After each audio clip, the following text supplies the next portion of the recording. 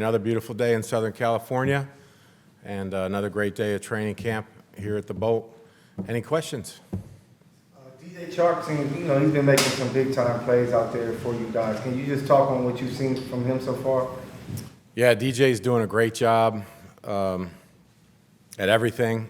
Just great attitude, great team guy, smart, and he's been a Pro Bowl player.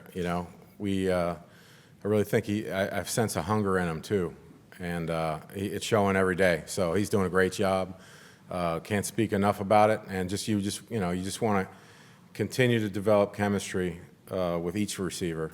And DJ, it looks like they're coming together. I saw Justin grabbing him and talking to him about something, which is what you want. So it's all good. He's doing a great job.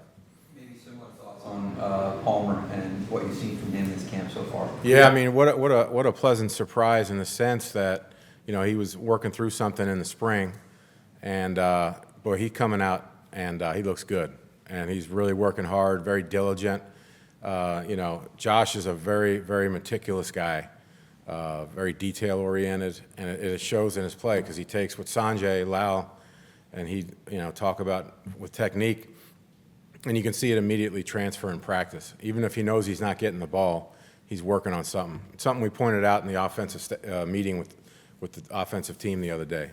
He was running a route basically to help get somebody else open. You'd have thought he was running to win the Super Bowl. So that's what it's all about. What's your first 2 days of pads, your early assessment of that? Yeah, I mean, first 2 days of pads, great work. Getting the armor on, and there's always a process involved in that. I think it's been very productive. I think we're working well together, the team, and we're getting some good work done. And it should just keep progressing along those lines. But really good work, and can't say enough about how the guys are dialed in and focused. What have you seen from Jared Patterson? Has he impressed you so far? Yeah, definitely. I mean, from the day I got here, to be honest with you, I was kind of like, And then you start trying to find a crack, a flaw, or something, and there's just none there. So, man, he belongs, and he's got a great chance to compete.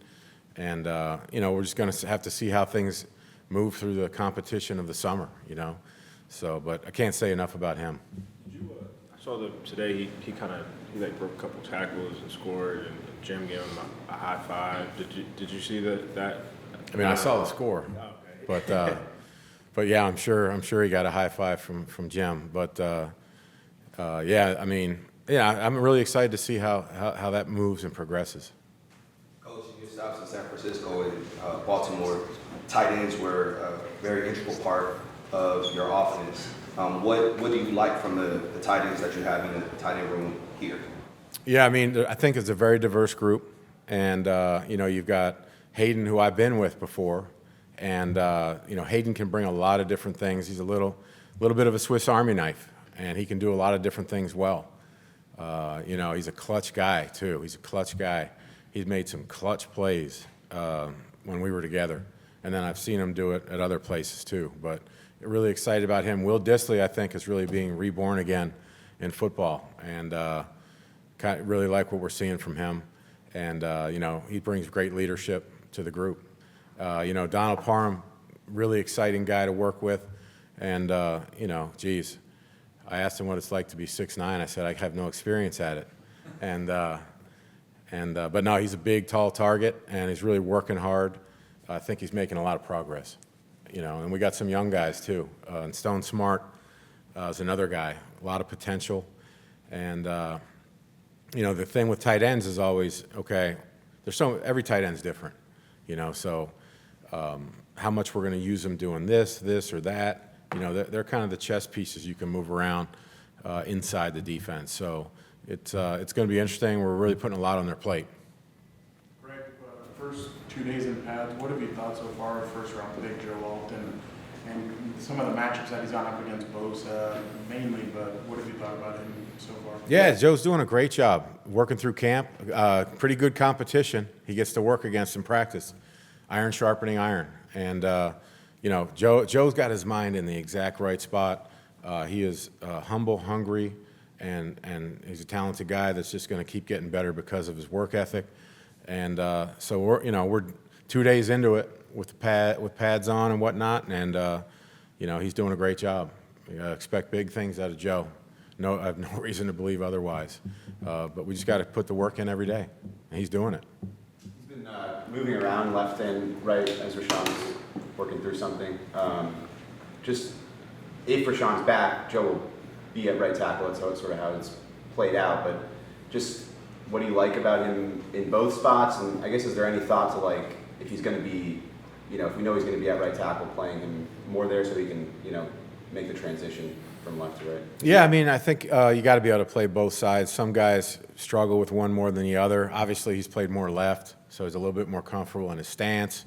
Really, hey, Joe, you're playing right. Okay, get in the stance, play football. He's working hard at it, and you got to love the linemen that don't make a big deal out of it. It's not like, oh my gosh, I got to move over to the left side. You got to work at it and train yourself, muscle memory and whatnot. But he's excited about it, and flexibility is huge. I mean, the O-line, you know how that goes. It can be a bunch of different scenarios, and you better be prepared in the eventuality. So really excited about his versatility and the fact that he doesn't even blink. Joe, you're playing left this play. You're playing right. It's football, okay? He's just working on it on both sides. But yeah, it's great to have that flexibility. How do you feel like Trey's adjusted? At times you guys have him at right guard, right tackle, then at times yesterday you guys switched him over to the left side. How do you feel like he's adjusted with all those different roles? Really well. Really, Trey's an interesting guy. He's really got a unique perspective, a very good perspective on things. He's a great guy to talk to if you ever get a chance. They all are, really. But, as far as the transition and moving, I mean, I think, he is very flexible with that. And, the more clubs you have in your bag, the better, And it's great work for him. And it's great for us to be able to, get that work in the eventuality of. What have you thought about his adjustment over two guard, going from tackle to guard? Outstanding. I've seen guys do it before, very similar to him. I can think of Alex Boone in San Francisco. Everybody's saying, oh, man, I don't know if he can move inside. He did it very well, and I see the same process with him. A great communicator, really good twitch, really good length inside as well. So those are all positive things, and he's doing really well. Coach, when you look across the line of scrimmage with Dean Minter and that secondary specifically, Asante Samuel, Derwin James, how are they forcing you to evolve as a play designer in terms of the pass game? Well, our defense, they can throw anything at you. They can play you the most basic way. They can play you the most exotic way. They do a great job, both from a scheme and obviously we've got some great football players over there. So, from a physical standpoint, that's always a challenge, no matter what defense they're in. Hey, it's zone, it's man, it's this, it's that. We got really good players over there, man. That makes us better. And then from a schematic standpoint, very challenging in terms of what coverage they might be playing. You think it's this, then it turns to that. So it's great discussions in the quarterback room, the offensive meetings. We got to be on our P's and Q's. I mean, this time of year, as we work through a schedule of installing these first 2 weeks of training camp, we're loving good results. We're loving any results. We just want to be able to get in and coach and teach off of whatever happened. Hey, a bad thing happens. Okay, that's good. It's good to have. You want it to happen now, not finish my sentence in September, right? So it's really good. Everything, all this work is great work. And as a coach and as a player, all of us, the good plays, the bad plays, they're all meant for, at this point, to do nothing but develop what we're doing and learn from it so that we can evolve and adjust, which is happening a lot. Along those lines, this isn't obviously your first rodeo doing a camp. You probably set individual little marks and goals as to where you want your team to be throughout the camp, I would assume. How do you feel your team is with regards to achieving those early on here? Are you ahead of the curve? Are you behind the curve? I think we're right on schedule. where I think we're right on schedule to answer your question. I think that right around the 2.5 week mark is kind of a big mark there when we stop putting in new stuff, and then we basically say, okay, here's what we're going to focus on from here on out. Does that make sense? So yeah, that's a big part of it. So like in tomorrow's practice, you'll see a completely different stuff we're running because we got to get that stuff installed, get a couple days of work on it so we can do it, go in the film room, correct it, tweak it, praise it, whatever it might be, and try to go out the next day and do it better. Hey, then we're moving on to the next thing. So it's a really good process, a really exciting process. Coach, you were able to get, JK and Gus back there in some run action. Just what have you seen from those guys so far? JK and Gus, I mean, for people that don't know them, just A-plus, unbelievable people, unbelievable teammates, unbelievable players. Will do anything to help the team with great, passion and energy. I love the fact those two guys are such good guys. They're so different, from a personality standpoint. Love them both. But, they're really doing a great job. And, super excited that they're here.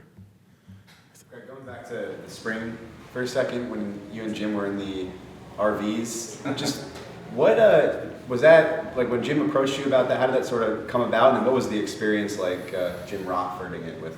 Oh, that was something. Now I was there for 5 months, so he was out of there after 2.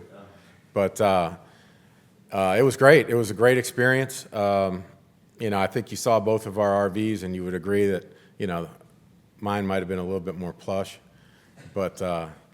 So it wasn't bad living in that for 5 months. But I mean, the truth of the matter is, met a lot of great people, met a lot of great people that are really diving in on the Chargers, and it was right across the street from the beach.